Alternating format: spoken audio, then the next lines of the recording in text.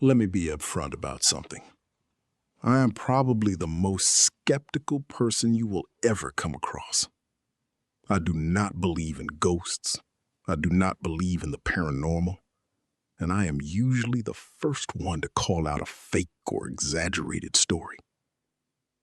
So when I tell you that what happened to me a few weeks ago has left me completely speechless, I need you to understand just how serious that is. I could not sleep after it happened. I sat down and wrote every detail while the memory was still raw, because I needed answers. Maybe someone out there can give me one. My friend Steve built himself a massive house out in the middle of nowhere. Privacy was important to him, and honestly, if you can afford it, why not? He and his wife had been wanting to take a romantic weekend getaway for their anniversary, but with 2 kids and a dog, that is easier said than done. Then, almost like the universe lined everything up perfectly, both kids ended up going out of town for a school trip that same weekend. Steve and his wife were finally going to be free. When he told me the plan, I immediately insisted on coming over to watch the dog so they could truly enjoy themselves. He agreed, and just like that, the weekend was set.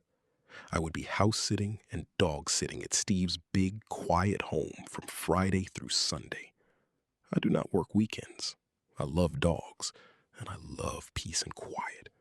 This was practically a vacation for me. Steve stocked the house with enough food and snacks to feed a small army. It was way more than I needed for 2 days, but I was not complaining. Friday night was simple and relaxing. The dog and I curled up on the couch and watched movies. Around 9 in the evening, Steve sent me a text that said, quote, "Do not get scared being all alone out there. It gets pretty spooky at night." I sent back a single laugh and told him to shut up. I do not scare easily. Empty houses and dark fields do not bother me. We went to bed around 1 in the morning. The dog slept in the spare room with me. Everything was fine. At 3:21 in the morning, I was ripped out of a dead sleep by the sound of the dog barking downstairs. Not playful barking. Not "I need to go outside" barking. This was loud, vicious, relentless barking. The kind that makes the hair on the back of your neck stand up. I will be honest, it startled me. Not a deep, terrified kind of scared. More like that jolt of adrenaline you get when something wakes you suddenly. I headed downstairs. The dog was in the kitchen, completely losing his mind, barking directly at the door that led down to the basement. Every single hair along his back was standing straight up.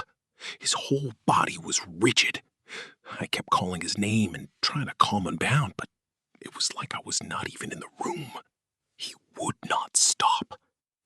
When I reached out and grabbed the doorknob, the dog absolutely spiraled. He started running back and forth, barking louder, completely unhinged. My first rational thought was that maybe someone had broken in. Unlikely, given Steve's top-of-the-line security system, but not impossible. I grabbed the biggest knife I could find in the kitchen and opened the basement door. The dog ran to the doorway but refused to go down. He just stood at the top of the stairs, growling, his hair still raised. I flipped the light on and went down myself. I yelled into the basement, trying to sound a lot more confident than I actually felt. Nothing. No sound. No movement. I searched every inch of that finished basement. I checked the closets, the corners, behind the furniture, even the bathroom. Not a single soul down there. The only thing I noticed was the cold. The basement was unreasonably cold. Not the usual cool air below ground kind of cold. This was something else entirely. I have been in that basement dozens of times, even in the middle of winter, and it has never felt like that. But a cold basement alone is not enough reason to spiral, so I pushed the feeling aside and went back upstairs. The dog eventually settled down and we both fell asleep in the living room. By morning, he was completely back to normal. We played outside. I listened to music, watched movies, had a normal Saturday. At one point during the day, I went down to the basement, and the temperature was completely fine. The whole thing felt almost dreamlike, like maybe I had imagined how strange it was. That night, I decided to stay on the couch, just in case. I fell asleep during a movie. Then, at almost the exact same time, around 3 in the morning, I was woken up again. Same barking, same intensity, except this time it was worse. The dog was more frantic than the night before, pacing and howling in a way that genuinely unnerved me. I went into the kitchen, and again, he was locked onto that basement door like something on the other side had his full attention. When I grabbed the doorknob this time, something unexpected happened. Instead of barking harder, the dog went quiet and started to whimper and cry. The moment I let go, the barking started again. I grabbed it again. He cried again. It was one of the strangest and most unsettling things I have ever witnessed from an animal. I opened the door and went downstairs anyway. The dog did not follow. He stood at the top of the stairs and whimpered.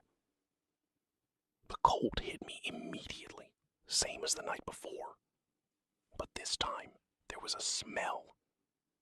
I cannot fully describe it other than to say it was awful. Something thick and wrong hanging in the air. And then I noticed the pictures on the wall.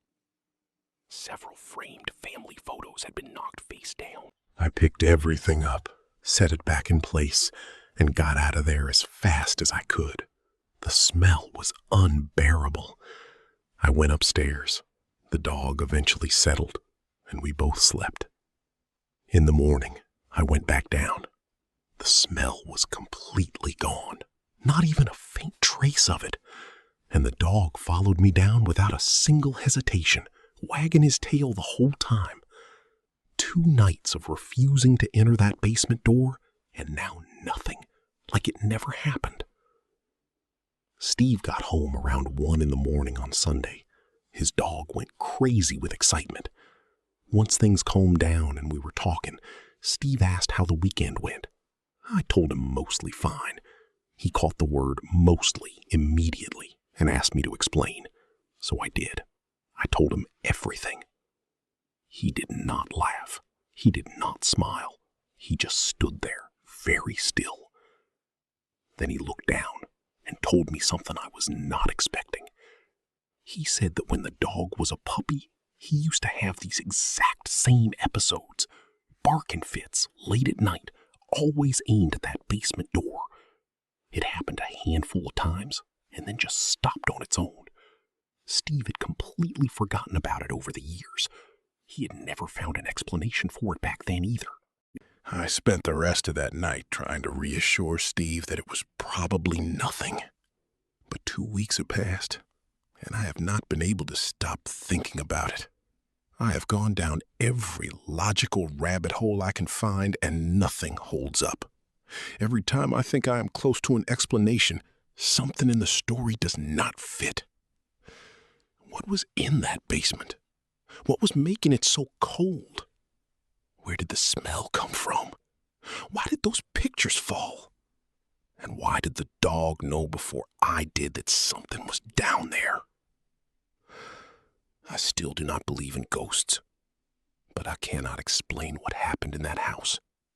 And honestly, that might be the most terrifying part of all.